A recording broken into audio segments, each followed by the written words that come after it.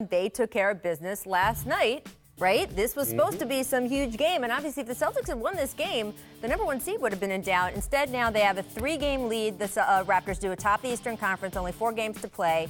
For them, how important is it? How much is it going to matter, Tracy, that Toronto has this home court in the East? Well, I think it's a difference in between, you making the Eastern Conference Finals and making the finals. I mean, if Cleveland is in that 4th seed, I feel for Toronto. I really Second round? do. Yeah, I feel for Toronto in that second round. I just don't see them beating Cleveland. But, however, if it comes down to a 7-game series, the deciding game is on your home court. And I think for the young guys that you have on your team, they feel a lot more comfortable. But, man, if Cleveland gets that 4th seed, this is bad news for Toronto. It really is. I mean, look, I think we've seen in the last couple of games that Cleveland still sort of claims ownership of the Toronto Raptors here.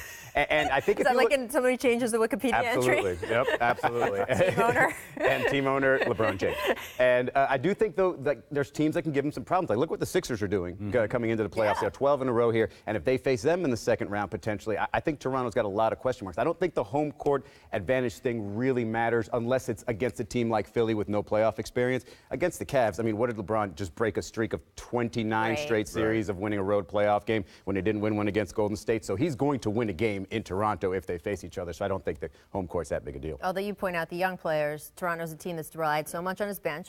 Players play better at home. Talk about the Sixers. I do think the Sixers are going to barrel through someone in the East. Assuming I don't know Embiid how is far back they're and going to healthy. go. They've been winning without Embiid. Now they've had the NBA's easiest schedule, so we will note that. But yes, I think that they absolutely, it could be a factor for them too if they're home or away, right, with their young players. Absolutely. As much.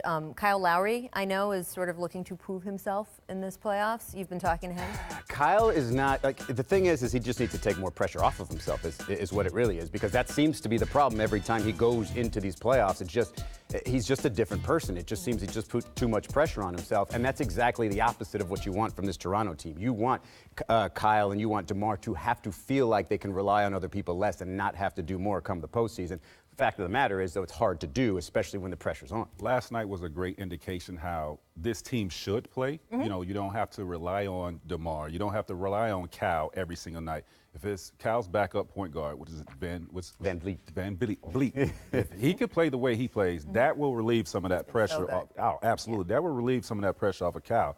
But when you go up against a beast like LeBron, and everybody can contribute, but you still have to have a monster game out of one of those two. There's things they can do, though. I mean, obviously, you want to attack the rim against the Cavaliers because they don't really have much rim protection there. And, Larry Nance is going to play less and less the more Tristan Thompson and Kevin Love get healthy, especially in the playoffs there. And you want to turn the ball over and run. I mean, they ran well last night against the Celtics, and I think that's the other way because, obviously, they've had big first halves against the Cavs. They just haven't been able to close the deal. Hold on.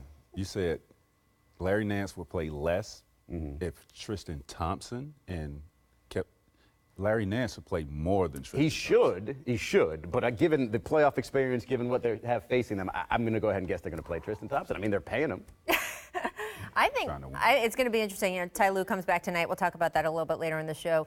When Tristan was out and Larry sort of moved into that starting slot, it was phrased as an audition for Larry. And then, of course, Larry had injury issues, so we'll see kind of how that pans out. But it's super interesting. I think it's a good point, Tracy. He's young. He's got those young legs. So.